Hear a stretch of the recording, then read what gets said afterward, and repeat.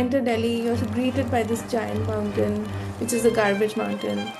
And that garbage mountain is actually taller than the Aravallis.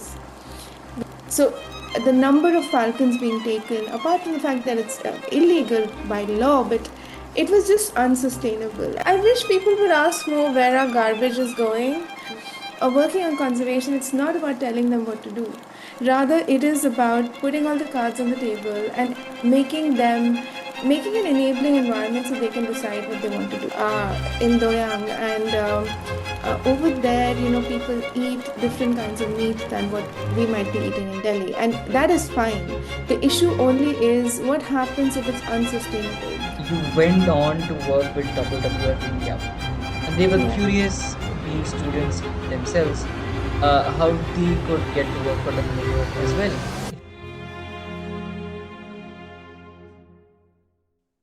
Hello, everyone, and welcome to Yappology, our very own podcast of the Environmental Society of St. Stephen's College, Delhi. Today, we are honored to have with us Miss Neha Sinha, conservation biologist, policymaker, columnist, author of Wild and Wilful, and a leading voice in India's environmental policymaking space. The list of your qualifications go on and on. But I have to say, my personal good quality about you that stands out to me most is that you are an alumnus of our college, and better yet, a member of the Environmental Society. So there's some sort of common ground for us to relate upon. Welcome, Ms. Sinha. How do you feel on the podcast? I hope we're all being welcoming enough. Thanks, Alison. Thanks. It was called the Wildlife Society. So it was even more fringe than Environment Society, because I think everybody knows environment today, but maybe not everybody knew wildlife back then. So it's so great that the Wildlife Society is now the Environment Society, because Yeah. of course, wildlife is a part of environment. So it's great to be back. It was great to visit college recently and see some of the same old trees that I had seen when I was in college. So thank you for having me. Yeah, wonderful. Now we have quite a few questions and conversations that we'll I'm have with ready. you. Are you ready? Should we begin? Um, the question that we got most was you being a former member of the the Wildlife Society at St. Stephen's College. Yeah. Could you share with us how that role shaped your perspective on conservationism and activism?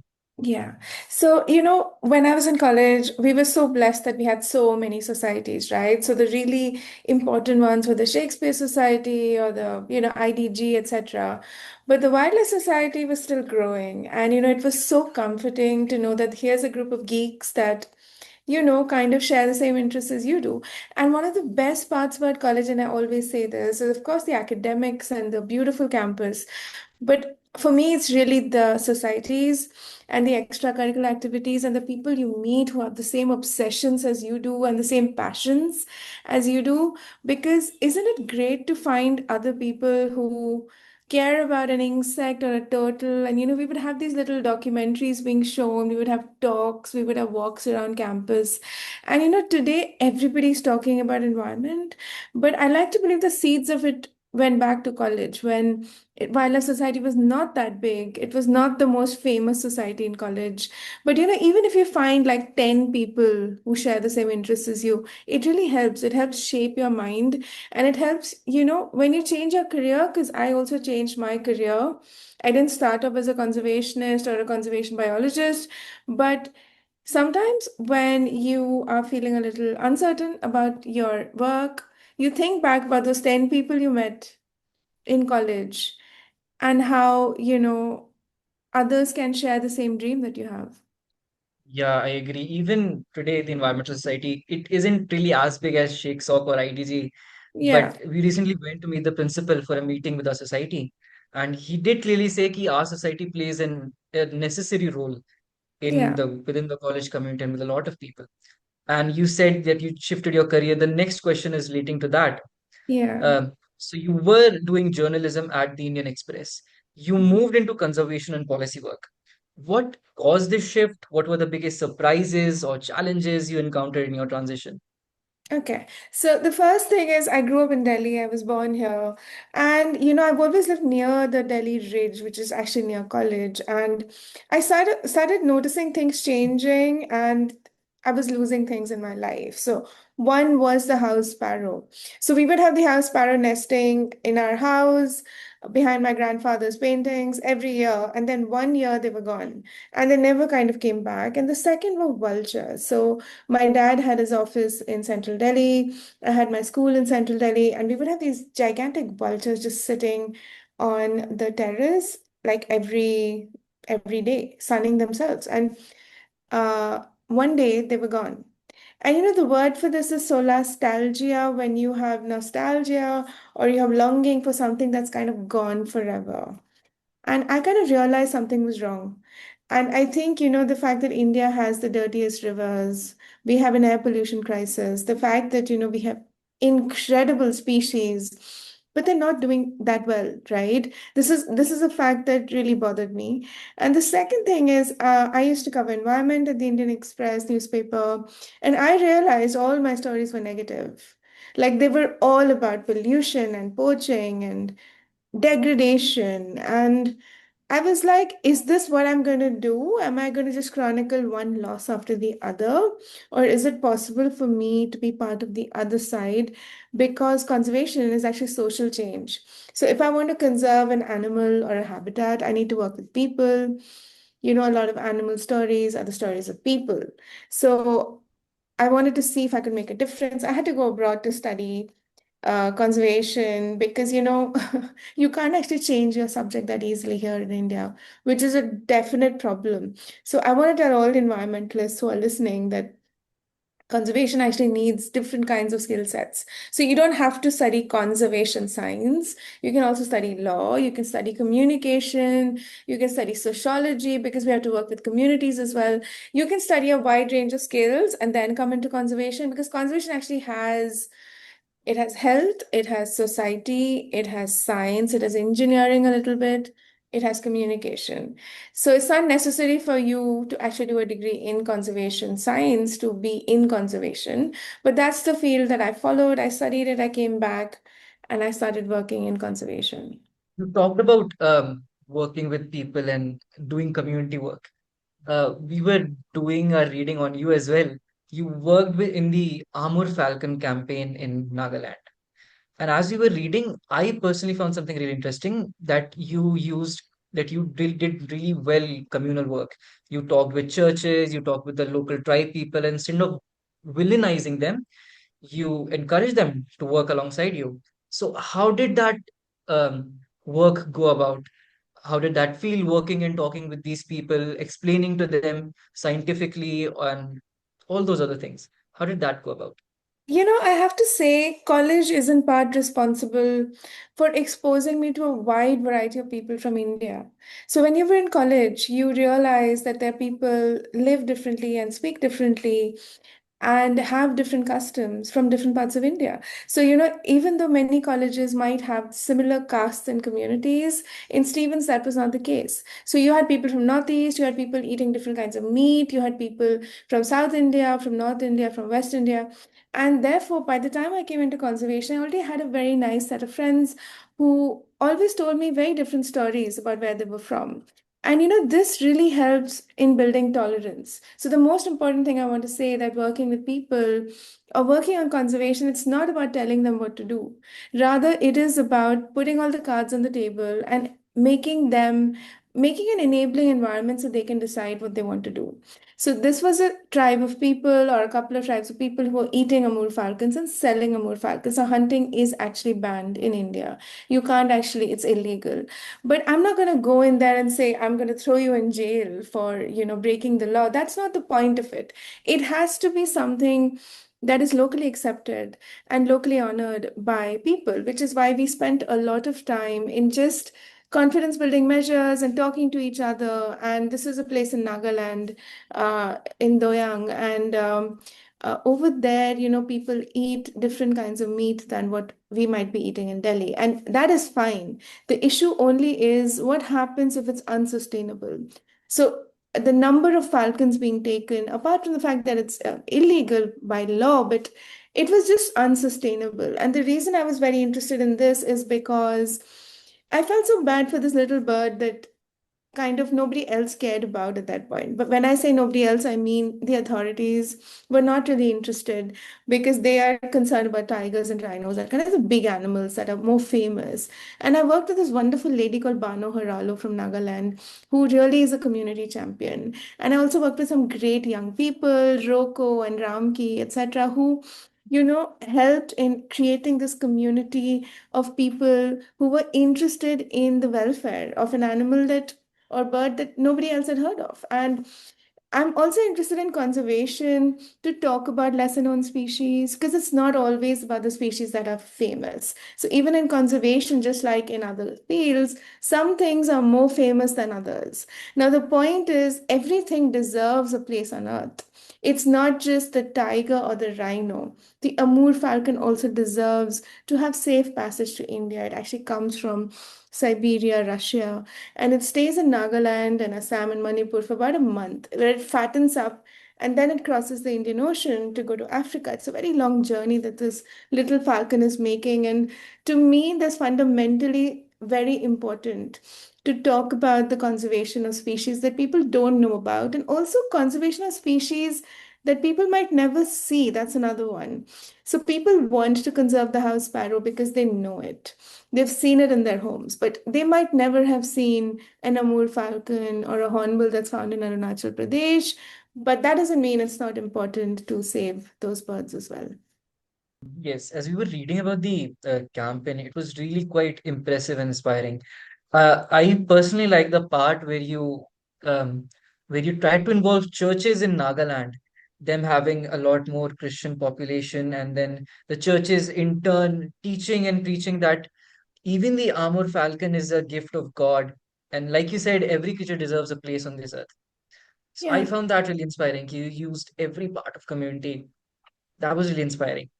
Yeah, I mean, On to the next. communities are different in different places and they have different leaders in different places. Sometimes the leaders allow us to talk to them, they allow us to disseminate their messages. We were very lucky that the church was interested in the conservation of the Amur falcon, and the church said this is like a sort of, well, a kind of messenger that's coming every year. It's our guest, so let's treat it with dignity and honor. So that was a turning point, really, in the campaign. On to the next question. We've gotten this one quite a few times as well. Mhm. Many students today are eager to volunteer or start initiatives in environmental societies in their own colleges or schools, especially in DU. What advice or suggestion would you give for events or lectures or meetings or things we could do to better improve our societies, environmental societies throughout Delhi University and schools and whatnot? Okay, so my next book's on the wildlife of Delhi. And while I was writing this book, it's called Wild Capital. It'll be out next year. While I was writing it, I learned a lot about what are the native species of Delhi? What are the native trees of Delhi? So, not every tree that we see around us is meant for Delhi. So, some trees need more water because they're not from here. And Delhi is, of course, very hot and dry. So, the first thing is we need to know, say, the names of 20 birds from Delhi, 20 trees from Delhi, maybe 20 herbs from Delhi, and start by seeing what is in the campus around you.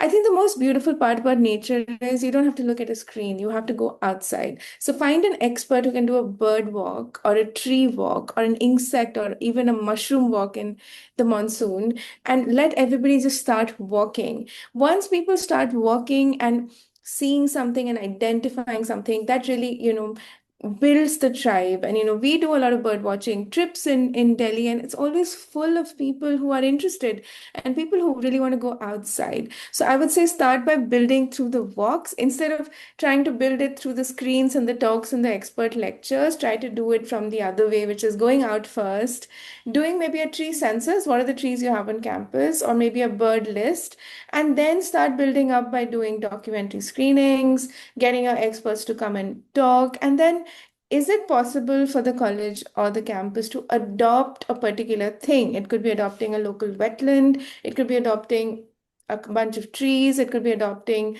a site which has maybe some birds breeding in it. And I think, watching something grow in nature is really a very humbling experience. It's also, I just feel it's so different from the other things that we do in our daily life. Like, when I plant a native plant, I wait for the butterflies to come. And it sounds like a lot of patience, and it is, right? But most things in life need patience. You need patience even to, sit for exams and study for exams. So I would say going outside is the first thing. So get everybody outside and get an expert to lead that walk, and that's where it starts. And then follow up with your expert talks and your films, etc. And by the end of it, see if you can adopt something. And if you can start with maybe planting a native patch of flowers, which won't even need much water, etc. And then the butterflies will come in, and that's how it grows. Yeah. Our environmental society president is in this meeting, so I hope she's listening. We need more walks. I did meet Alice the other day. Yes. Yes, ma'am. Like, Uh, I'll make sure that we have more walks. Great. Happy to hear it. Yes. the next question is a bit less towards environmentalism. It's a bit more of a personal question towards you. Is there a particular space on campus of our college that you emotionally or nostalgically associate with, something like a hangout spot with your friends, or maybe if we take it towards environmentalism, some decision making or career turning point in your time here at the college, or it could just be a simple hangout spot with your friends, any spot. I mean, it was definitely the Arts Dhaba, which I think you don't have anymore. But the tree outside the Arts Dhaba, we used to sit under the tree. And honestly, as life goes on, you don't get the chance to sit under trees. So, my other university did not allow people to walk on the lawns. So the fact that in college we were allowed to sit on the grass and to sit under trees and walk on the lawn, this is like amazing. Because as you go forward in life, you won't find a lot of places where you can just safely sit on the lawns or sit under a tree. And to me, that's burnt in my brain. And when you're sitting under the tree and the shade is falling on the sun is falling, but it's like a dapple light that falls on you. It's coming through the leaf. It's leaf light. I always want that in my life. And I want that for others as well. I want that just sit under a tree or sit on grass and touch the grass. And, I think the seeds of feeling that this needs to be protected, the peace, the nature, being outdoors, it came from there. So my school, of course, had all of this, but it's not like we have time in school to sit under trees and grass. Yeah. In college, you have a bit of time between classes to do that, right? So, I mean, I'm very happy to see that we still have the grass and the trees in college. It's very important. Yeah, I can actually really relate with that one because And I sitting have to in add the to this, I have to add to this that the great author Amitabh Ghosh recently told me that he used to go for a jog in the Delhi Ridge. He's also from college, and he used to go for a jog right opposite the road. And it's a very fond memory for him. Now he doesn't live in India. But these things just stay with you your whole life. And I just want to urge everybody who's listening, think about your favorite tree or your favorite nature related space in college. Just think about it and think about why you like it, and go back to it and go back to it, even after you left college. Come back to college to see it and, help in keeping it alive. Because we might not think about it on our daily life, but if you think about your favorite spots in college, if they're connected to the outdoors and nature, like cherish that. Cherish that while you're there and go back to it when you leave. Yeah. Yeah, definitely. I can totally relate with that because some of the best memories I've made in college have to be sitting in the SCR lawns on the Yeah. grass, playing On the music, grass. talking with your friends. Yeah. That's those are really one of the best moments. Next question is, it's actually a little bit more fun a little bit more on the fun side. Among all the species you've worked with or written about, or any in general, which one animal would you choose as your spirit animal and why? I think the leopard, because it's at home in the city and it's at home in the forest, and that's my life. I was born in the city, but I spend time in the field and in the forest, and then I come back to the city. It's like I'm two different people, and the leopards are like that. So there are 8 leopards in Delhi right now. There are many leopards in Bombay, there are leopards in Guwahati. And though they live in the forest, they've also adapted to living in the city. They also have a nightlife. And I think that's also true for all of us. We all enjoy going out in the night and having a nice time in the evening when work is over. And leopards are also, I just find them, they're solitary creatures. They're they're very intelligent. They've adapted to a wide variety of situations. And I think life as a conservationist is like that. One day you're writing a song, the next day you're writing a policy document, the third day you have a meeting with a minister, the fourth day you have a meeting with school children. So you have to adapt constantly. So definitely a leopard. I think most of us being college students would have an owl as a spirit animal because we can't Yes. keep our sleep schedule fixed. Yeah. Now, as for my next question, this one is relating to your book. Uh, as college students, we have to write a lot of articles and essays and whatnot, and we often hit writer's block. So, first question is, did you ever hit writer's block? And if so, how did you resolve it? And what gave you inspiration to choose these 15 Indian species that you chose in your book to talk about? So I spoke to you earlier about I feel passionate about lesser known species. And so I wanted to make sure that the combination of species in the book that I've chosen are well known and famous, but also the not so well known, not so famous, and also common. So I want to talk about common species as well and not just endangered species because we should be able to talk about all species around us. So I talk about the tiger butterfly, which is a common butterfly that I've seen in college. It's still a common butterfly you see all over India. I've written about the rosy starling, which is a migratory bird that comes from Central Asia every year. It actually looks like a mena and it actually also comes to college. I'll show it to you if I get a chance. And it's also a common species. But then I've also written about tigers and elephants, which are maybe not that common. So, the thing about writer's block, I started writing when I was a kid, and I think I've always wanted to be a writer. And initially, I used to be like, oh, I have writer's block, I can't write anymore. But then you get so busy that you just can't afford writer's block because you have so many deadlines. So I will actually say over here that it's not so important to have perfect motivation, it's much more important to have good discipline. And Stephen King, one of my favorite horror writers, always says it's important to have a routine. And so I would recommend the same to you. However boring it sounds, it's really important for the brain to like tell yourself, I will write 500 words a day, or tell yourself, I will write for an hour a day. And that's actually how you build your own motivation. So, you cannot wait to be motivated by the gods or by some blessing or, by perfect weather and perfect food. It never happens like that. And I think what I realize, it's actually true for life. You have to do like 10 different things in a day in life, and you just can't wait for the right moment. You just kind of have to go through all of it. So, making a routine for yourself really helps. And I have a full-time job. And I actually write in the night and I write early in the morning because that's the only time I get to write. And it's just by building that routine that I've managed to do it. And Wild and Wilful actually came out during the pandemic. It came out in 2021 in February, and I got COVID like 2 months later, and I was very sick. So it was a very unusual time to be getting published.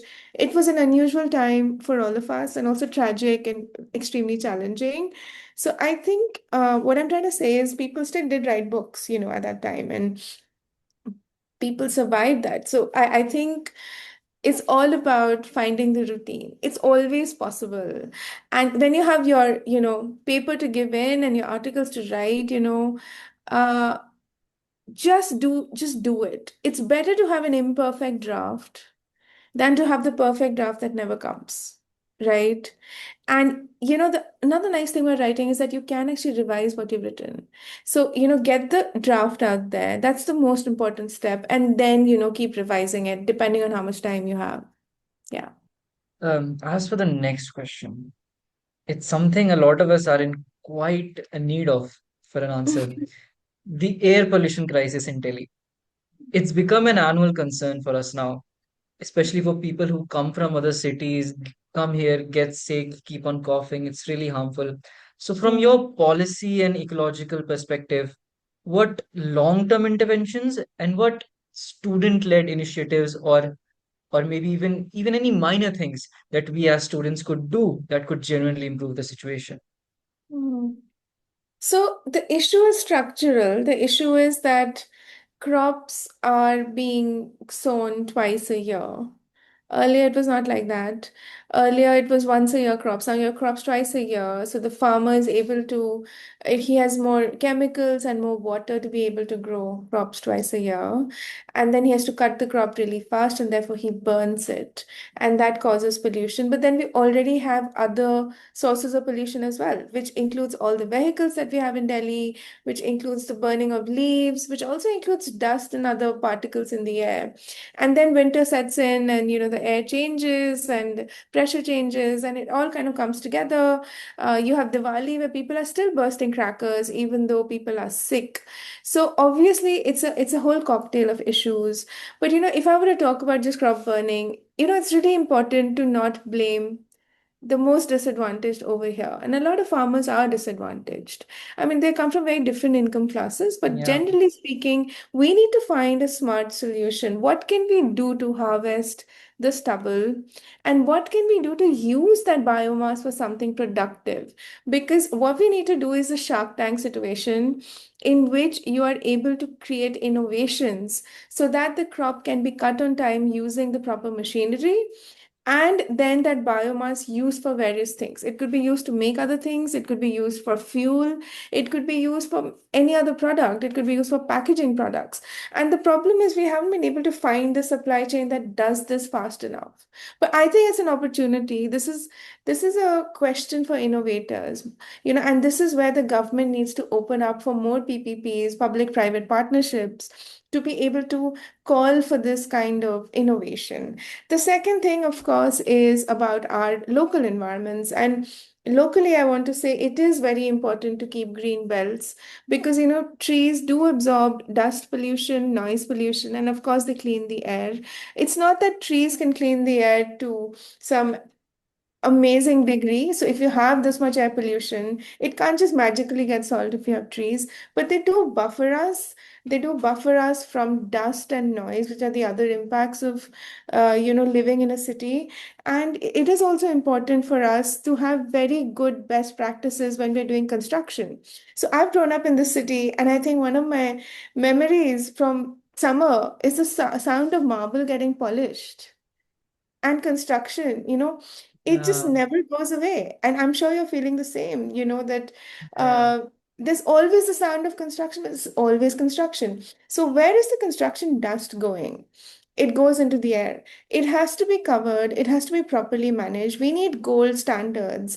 And when you have potholes on roads, they need to be fixed ASAP because you have one pothole and like 100 cars are going on it in 1 hour and it's creating a lot of dust. And dust control is also extremely important because it triggers a lot of respiratory ailments.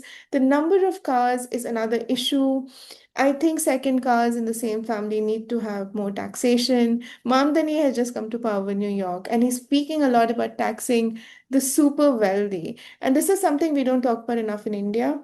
But while we are paying more for parking in Delhi, I think we need to seriously look at uh, having a different taxation for really big cars that are extremely polluting, that take up a lot of space on the street. And what do we do when one family has 4 cars? Should they be paying yeah, more than a family that only has one car or a family that decides to go on the Delhi metro? And I think finally, we definitely need to look at pollution as a year-round issue. It's not something we should yeah, only be talking about in winter. So it needs to have a policy solution throughout the year. And as far as what we can do as students, I mean, apart from planting native trees and plants that can, buffer you, I would say definitely have, wear your masks, know your masks. If you're a runner, wear the mask that you need to have for running. I think it's really sad that we've come to a point where people who want to be outdoors, whether it's bird watchers or runners or cyclists, are going to really suffer because of this air pollution. I find that a very sad, ironic, it's like black humor, that people who want to be outdoors today have to suffer for being outdoors. So, yeah, I mean, definitely know your masks. Try to plant some native greenery around you. And if there's any construction going on, see if you can talk to people to reduce the dust that is, getting produced. So I do that in my sector. Like I will go and I will say, can you please cover this? Because it's going to impact everybody around. And, we need to treat this as a national emergency. I think we still don't. I think we just talk about it every year and then summer comes and we forget. Then Yeah. forget about it. Yeah. Yeah. Yeah. The pollution concern is actually it's a bit annoying to me as well. It's genuinely concerning because when I was in residence, when I used to leave my room, there was the view of the chapel and the chapel Yeah. lawns and everything. So was So the that more cats and West? the dogs. I was in What? Walnut North, Oh, okay. Okay. but there was the view of the front view of the chapel. It was really beautiful. As soon as winter came, it got Yeah. worse. But then, so I wake up in the morning and I can't see anything and can't even breathe properly. It got really Yeah. annoying at one point. Yeah. As for my next question, if you weren't a conservation biologist, what do you think you'll be doing right now? You can't say journalism because that you were doing that I already. Something would else. be a conservation biologist no matter what. I would have come to conservation from one way or the other because I think my heart lies with animals. I mean, I'm a writer, but as you can see, most of my writing is full of animals and wildlife. So I would definitely have been a writer in some way or the other, but I would have come to conservation no matter what field I would have been in. And this is what I want to say again, that people should come to conservation from different fields. So even if you're a psychologist, there's place for you in conservation. Even if Mhm. you're an engineer, there's space for you. Architecture, there's space for you. So yeah, I mean, I'm doing what I want to do. And it's a really depressing and job sometimes because your favorite Yeah. animal that you're working on, gets killed, or the habitat you're working on, gets changed. But having said all of that, you get access to beautiful places that leave a mark on you. I get to be outdoors. That's very important for me. So, yeah, sorry, I would have come back to conservation no matter what. We have something fun for you, a speed round. Cool. I'll be giving you two options, A or B, and you have to reply to them within a second, as quick as you can, Okay. actually, not just within a second. Okay. Okay, Cool. are you ready? Let's go. Yeah. Stephens or Oxford? Oxford, because I had a cycle.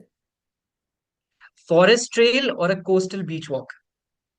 Forest trail in India, you have leopards and tigers and elephants and forests. It's exciting. What is your favorite book on nature that you often reread? The Wild Places by Robert Macfarlane. One song or album you listen to when you want to unwind after a field trip? I listen to a lot of Linkin Park. My favorite song is Wretches and Kings. So I love Linkin Park, yeah. If you could speak and understand one species of animal, who would it be? Probably the elephant because they have very long memories, they live a long time, and I think they just would have a lot of interesting stories to tell. If you could sneak one animal onto the Delhi metro, what would it be? My dog, my dog. I want him to come with me everywhere I go. Yeah. One animal you would absolutely be best friends with. I want to say a tiger because my research was on tigers and I love tigresses because they raise their cubs alone and they're so fierce, but they're also so playful with their cubs. So I would love to be friendly. I want the privilege of being friendly with a tiger, really. And Yeah, sometimes tigers don't even look at you because they have this kind of apex predator energy that they don't even look at you because they're just so secure in who they are. I love that. So I want privileges of tiger friendship. Yeah. nice. So the first question was Oxford or Stephens. That brings us to our second question. I do feel a bit bad that you chose Oxford over Stephens, but I did want to ask, what's the difference, your comparative personal experience between being in St. Stephen's and being in Oxford, and what college you were in Oxford University? Yeah, I was in Mansfield College in Oxford.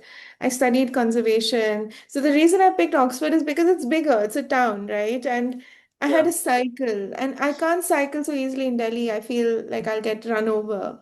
So my cycle and me would go places, and it was so much fun. And it's just nice to have an entire town to yourself.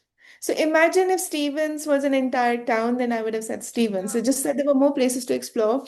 And Oxford had a river, and Oxford is actually named after crossing the river. They were making a crossing for oxen for ox to cross, and they were fording the river, and that's why it's called Oxford. So it's got an agricultural kind of background, and it's got castles, and it's got like old buildings. It's the Yeah. oldest university on earth. I like old buildings, and the funny story is, I thought Stevens was very old because everybody in Stevens always talks about how old it How was. old it is. My college in Oxford was about the same age as Stevens, and it was the baby. It was called the baby college Yeah. because it was only born like 140 years ago or something like that. And all the other colleges were like 800 years old or 700 years old. So that was funny. But one thing that is common is, the red brick. Not all, buildings in Oxford have red brick, but some areas kind of look a lot like college. And that's something that I have in common, and I really like that. Yeah. Yeah. A lot of us from environmental society, I won't be naming who, a lot of Yeah. us were also wondering ki you went on to work with WWF India, and they were Yeah. curious, being students themselves, how they could get to work for WWF as well. If you could take us through the criteria and what we can expect in pursuing this, very helpful. So, I mean, start by interning with us, spend your summer with us. And, we have it's a very wide range of programs. We have wildlife conservation, climate science, sustainable food, we have business verticals. So, it's very different education. So, they're all very different from each other. And I would say maybe start by familiarizing yourself with the organization, visiting the website, visiting the office, since we are headquartered in Delhi, and also join the walks that we do. We do walks almost every weekend on birds and dragonflies, and we walk in city forests. And understand which part might interest you more, and try to get a specialization in that part. So as I said, you know conservation needs people from different fields. So if you've studied Yeah, architecture, you can be in conservation because you can actually design buildings or design interventions on roads to make the crossing of wildlife easier. You can, of course, do yeah, wildlife biology to actually study animals. You can work in the business side of things for business transformation of organizations or industries that need to become greener and cleaner. You might want to be an education specialist in which you're making curriculum or working with young people to talk about nature in the classroom. Or you could be a naturalist leading trails, showing people birds and other urban wildlife. So start by, visiting the office, and I'm yeah, happy to facilitate that. And start by understanding the different ways you can be involved, because we have a very wide range of things that we do, which are very different from each other. The idea is to mainstream nature conservation. So it has to be mainstreamed in industry, in schools, in government offices, in government policies, and also, of course, there's the task of actually protecting habitat on the ground, which involves being in the field and doing your research and setting up camera traps, which are these devices that take photographs of wild animals, analyzing it, studying wild animals, and seeing how we can make conservation plans for them. So all very different from each other. So start by visiting yeah. and getting familiar. Now, there are a lot more questions we would have liked to ask you, but we are nearing our time limit. As for my final question, um, what, in your view, is a question you wished that people of India would ask more to you? Yeah, I wish people would ask more where our garbage is going, because we love new things, we love having things, and everybody loves having things, right? But Yeah, if you look around you, when you enter Delhi, you're greeted by this giant mountain, which is the garbage mountain. And that garbage mountain is actually yeah, taller than the Aravallis, which is one of the oldest mountains on earth, right? And so we have these landfills, but landfills are not an option. They're not a solution. They catch fire in summer, they leach into water, they poison the soil. yeah, So we really need to think about where our stuff is going. It's easy for me to say have less stuff. But actually, the answer has to come structurally. What do we do with our garbage? We're not reusing and recycling on the scale that we should. So we have this rag picker or waste picker industry. They need to be mainstreamed. We need to reuse things more. We need to find ways to recycle plastic. And I appeal to everybody as much as possible to reduce single-use plastic as much as you can. Because we all think, oh, it's just one bottle, but when it's everyone is using just one bottle, it's a lot of bottles. So just carry your own bottle and try to reduce the use of plastic in your life also because it's not good for you. So we find animals with plastic in their tummy all over. Domestic animals like cows, but also wild animals. It's getting eaten by fish in the sea. A bird is eating the fish. It just keeps going on and on in the food web. We have plastic in our bodies. So we need to ask where the stuff is going. We can't just be a dumping ground for waste. So a lot of waste also comes to India from the developed world, electronics, etc. Yeah. And I would say we need to think about where our own waste is going. And I visited Japan this one time in which they have an entire city dedicated just to recycling things. And I think we need to do that as well at scale. So I mean creating facilities that recycle and reuse things at scale. And earlier, do you remember that we would have these bottles and somebody would come and pick up the bottle? I mean, at one time it was like that. Like, actually, it's even before my time. But my parents have told me this that that you would drink Coca-Cola or Campa Cola or whatever cola in a bottle in the shop, and you would keep the bottle there and go away. So you're going to the shop, you're buying it, drinking it, and keeping the bottle, and the bottle goes back to the factory and then gets refilled and sanitized and comes Mm, back to you. We have to think about this again because it's just not okay to keep creating more plastic. Every time we're drinking Coke, we have a new plastic yeah. bottle. So why can't we think of this industry of somebody's coming and picking it up, taking it back? It's made out of glass and it's getting used again and again till the end of its life, because this is possible. It just needs us to think on that scale. And there are some milk companies that now do this, that give you milk in a glass bottle, and somebody will come to refill that bottle, and we have to kind of Yeah. go back to these refills because it's just not cool to have these millions and billions of plastic bottles. And when I go to these sanctuaries and these really pristine places, and you see a water bottle made out of plastic in the water, stuck on a tree, and yeah, it's Um, crazy. well, that was the last question. Thank you for being with us and joining us. Thank you Um, for having the me. the president would now conclude this meeting. Hi, Alice. Hello, ma'am. I hope you're doing well. I am. Thank you. And ma'am, it was so good to have you again. And this session was so insightful and inspiring for me personally. And I Thank you. hope that people who will be listening to this will also find it as inspiring and motivating, and that I also personally resonated that being with nature and like observing nature around me and like spending time with it, uh, you know, it like I think that is something that I with my friends we do. Like at night we take walks around the campus. We also do bird watching because in Stephens we have a lot of bird species. Yes, So you do. You do. that's something we really enjoy, and that was something I think we should encourage a lot of others. And also, I'll be waiting for your next publication, that is the Wild Capital. Sure. It sounds very interesting, and I think people will also find it interesting. So, thank you, ma'am, for joining us, and Thank it was a great honor to have you as a first guest.